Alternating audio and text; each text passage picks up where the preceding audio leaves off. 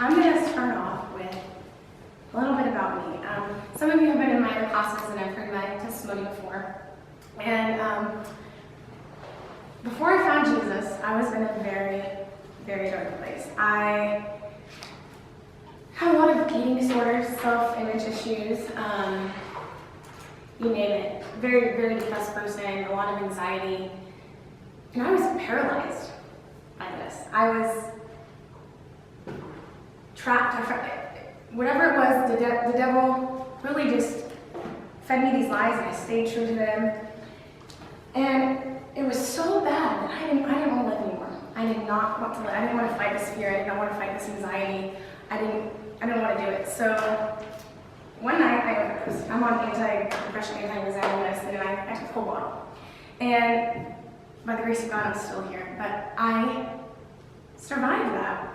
And after I survived that, I came to know Jesus because he brought me out of a dark place. He lifted my head and showed me what life's all about. And I'm not here to say that right now I'm perfect, because no one ever told me after I got saved, hey, it's not going to be this easy all the time. So after I got saved, I came off of that high of loving Jesus and being happy, and I came back down, and there was the fear again, and there was the anxiety, and there were the eating disorders, and it was all there. There was Satan tempting me with all these little lies, and I thought, oh my gosh. So it came to me again, and this passage is just perfect for me, because here I am again in this deep, deep anxiety and depression and fear of all this natural sin, and that's just the world we live in. And I'm here to connect with you and say that I'm pretty certain some of us, all of us in here, have dealt with baggage, whether it's anxiety or fear, depression. And I'm here to tell you, I like to call it my overwhelming thick of just yuck. And what kind of sin it is, whether it's the sin I keep in the closet over there and I keep coming back to all the time, I like to call it my thick. And I'm here to tell you that Jesus is not overwhelmed by that thick. He's not alarmed. And on those days your fear is taking your air, it helps to be reminded that my God and that your God is not threatened. He's not alarmed. He's already defeated it. It's already been paid. So maybe today you can rest a bit knowing that you're not lost, that you're not going to be defeated by this darkness, whatever it is. Our passage here today is Mark 1:40 through 45. A man with leprosy came to him and begged on his knees, "If you are willing, make me clean." Jesus was indignant. He reached out his hand and touched the man. "I am willing," he said, "be clean."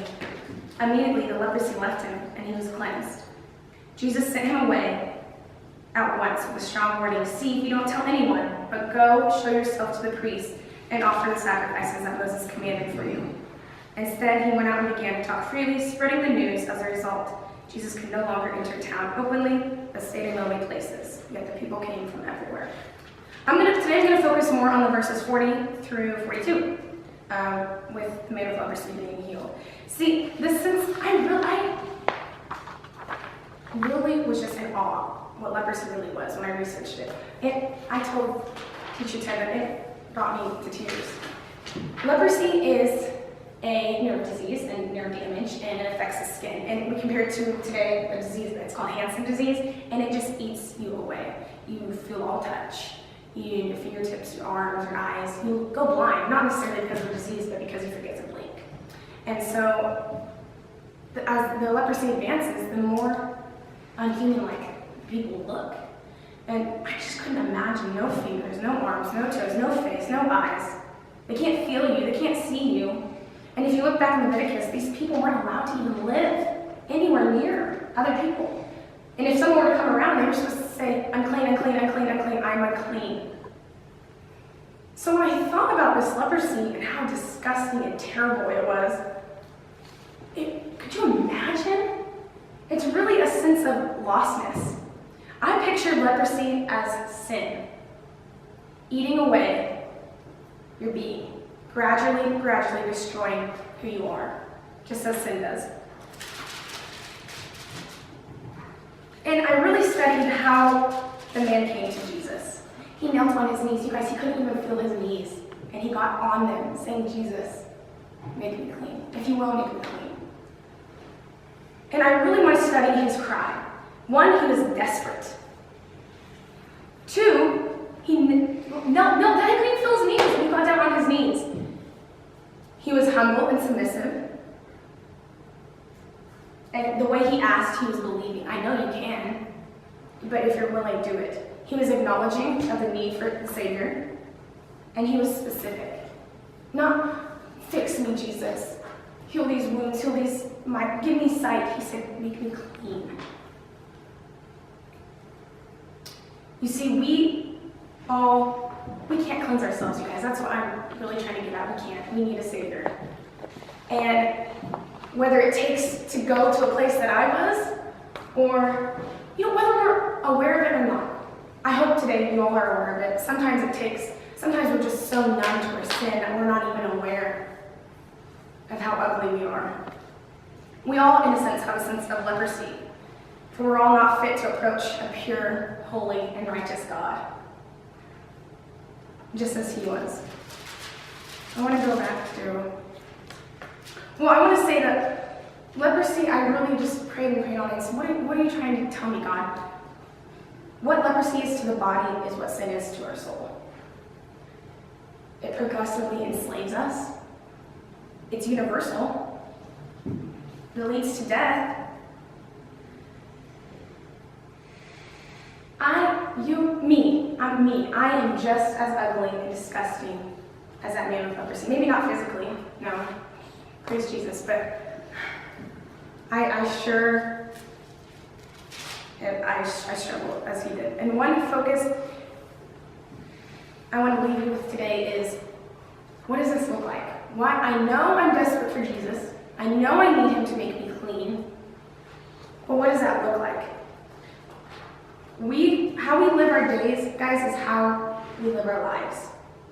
We each need to discover for ourselves how to live this day in faithful surrender to God today as we continue to work out our salvation. One thing is to be open with God. He desires intimacy, and the only way we can reach that is if we're transparent and vulnerable. This takes a great amount of faith, and we all know that cleansing can't happen through church, through religion, through education, through preaching. You can't win that victory unless you're in total surrender.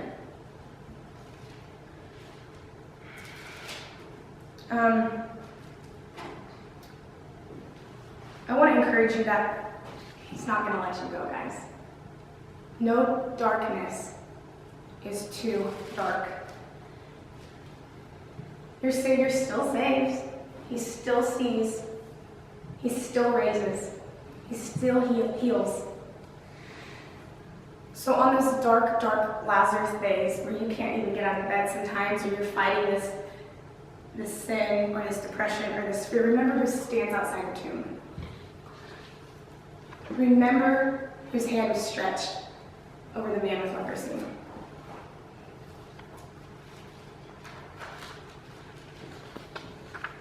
He will call you out. He will rise. You will rise. So just hold on, because the sun is rising. There is a prayer that I say in my Bible daily to be aware of how much I am needed for that cleansing. So I'm going to invite you today, if you'd like to kneel, you can. If not, you don't need to, but I'm going to kneel and pray.